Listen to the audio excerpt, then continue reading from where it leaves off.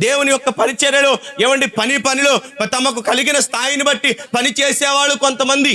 దేవుడు హేమాను సంతతిని ఆశీర్వదించడానికి లేదా హేమాను సంతతిని గొప్ప చేయడానికి గల ఉద్దేశం ఏంటంటే, హేమాను తన సంతతిని మొత్తము దేవుని పనిలో పెట్టాడు. మన కుటుంబాలు, మన బిడ్డలు ఎలా ఉంటున్నారో పరిశీలన చేసుకోవాలి. జ్ఞాపకం చేసుకుందాము. అన్న దేవుని సన్నిధిలో ప్రార్థించింది కుమారుడి కొరకు. దేవుని యొక్క సన్నిధిలో తన కుమారుడు ఉండాలని ఆశపడినటువంటి ఆమె కుమారుడిని దయచేసినటువంటి దేవునికి కృతజ్ఞతగా ఏం చేసింది తెలుసా? ఆమె యొక్క మొదటి సంతానాన్ని తీసుకొచ్చి దేవుని పనిలో పెట్టింది. తర్వాత దేవుడు ఎంతమందిని ఇచ్చాడు తెలుసా?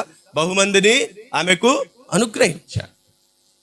నీకు కలిగిన సంతానం దేవుని పనిలో ఉండాలి అంటే మేము సమర్పించేయాలా? దేవుని సేవకు, దేవుని పనికి సమర్పించేయాలా? సేవకులుగా ఇచ్చేయాలంటే